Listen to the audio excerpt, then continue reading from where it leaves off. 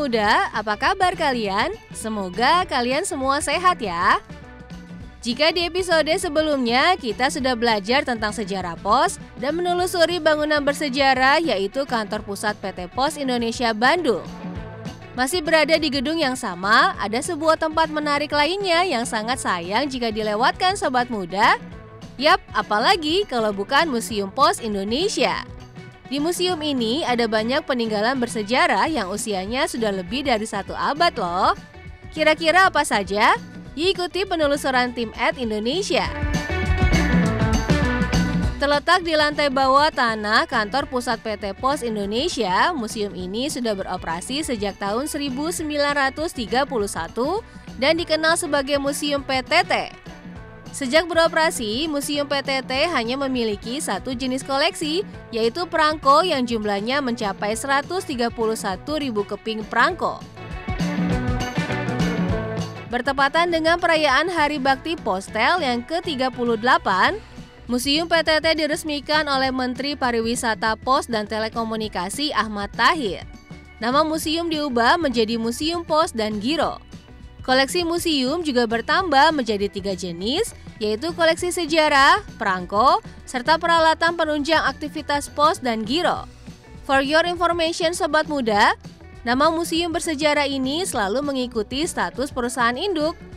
20 Juni 1995, status kantor pusat PT Pos Indonesia yang awalnya Perum berubah menjadi PT. Alhasil, Museum Pos dan Giro kembali berganti nama menjadi Museum Pos Indonesia. Nilai sejarah yang dimiliki Museum Pos Indonesia tak hanya berhenti di bangunannya saja. Koleksi-koleksi yang ditampilkan mengandung cerita tersendiri menjadi saksi bisu perjuangan rakyat Indonesia. Begitu menuruni anak tangga menuju museum, sobat muda seolah diajak melintasi waktu ke zaman kependudukan Belanda. Di sebelah kiri pintu masuk terdapat sebuah ruangan pameran bernama Golden Letter atau surat emas yang dipenuhi dengan bingkai kaca berisikan sekitar 100 manuskrip naskah kuno dan surat yang dituliskan oleh raja serta bangsawan Nusantara untuk raja atau pejabat tinggi Inggris. Berasal dari Lembaga dan Perpustakaan Nasional Inggris, koleksi naskah kuno dan surat di Museum Pos Indonesia merupakan replika yang dibuat dengan ukuran sama persis seperti aslinya. Pameran ini bertujuan untuk memperingati hubungan Inggris-Indonesia yang sudah terjalin lebih dari 400 tahun, serta sebagai bentuk penghormatan terhadap keragaman, kekayaan budaya tulis, dan sarana komunikasi tradisional di Indonesia. Jika sobat muda perhatikan dengan seksama, bahasa yang digunakan tak hanya bahasa Jawa saja, tetapi dari beberapa wilayah Nusantara. Selain kertas, naskah kuno dan surat ditulis di atas kulit kayu, perunggu, bambu, daun lontar, dan nipah hingga emas. Contohnya saja buku suku Batak atau yang dikenal sebagai pustaha.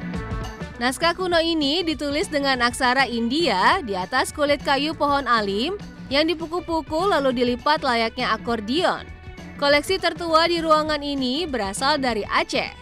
Sebagai pintu masuk utama, Pelabuhan Aceh menjadi tempat singgah pertama bangsa Eropa dan India untuk bisa masuk ke Nusantara. Tahun 1602, Sultan Alauddin Shah mengeluarkan surat izin untuk Kapten Harry Middleton dari English East India Company agar bisa berdagang di Aceh. Setelah puas mempelajari sejarah lewat media papan informasi, kali ini kita akan beralih ke koleksi alat penunjang kegiatan pos dan giro. Sebuah lemari etalase kaca berdiri kokoh di sudut ruangan memamerkan seragam yang pernah digunakan oleh pegawai pos dari masa kependudukan Belanda, Jepang hingga masa kini. Pada masa pemerintahan Hindia Belanda, pegawai pos mengenakan seragam berwarna coklat tua dan tas pengirim surat yang sudah digunakan sejak tahun 1930. Selain seragam, pengunjung juga dapat melihat alat transportasi yang pernah digunakan pegawai pos, mulai dari gerobak, sepeda ontel, sepeda motor, dan kereta api. For your information sobat muda, ada beberapa peralatan pos dan giro yang usianya sudah melebihi 1 abad loh. Seperti gerobak angkut pos berwarna abu-abu tua ini pernah dipergunakan oleh pegawai kantor pos Maluku sekitar tahun 1870. Si merah di pojok ruangan juga tak kalah sepuh loh. Briefbus atau kotak pos langka buatan Belanda ini sudah berusia lebih dari 133 tahun. Pada masa kejayaannya, Briefbus tersebar di Semarang, Surabaya, dan kota-kota besar lainnya. Terakhir, ada mesin penjual perangko otomatis, Postjegel van 12 in 2D yang dibuat tahun 1864. Sesuai dengan namanya, perangko yang dijual harganya sebesar 12,5 sen. Alat penunjang lainnya yang bisa pengunjung jumpai antara lain kotak pos atau bis surat dengan berbagai macam model, mesin stensil atau mesin fotokopi jadul yang digunakan sejak 1964, timbangan surat dan paket, ATM perangko label, serta masih banyak lagi.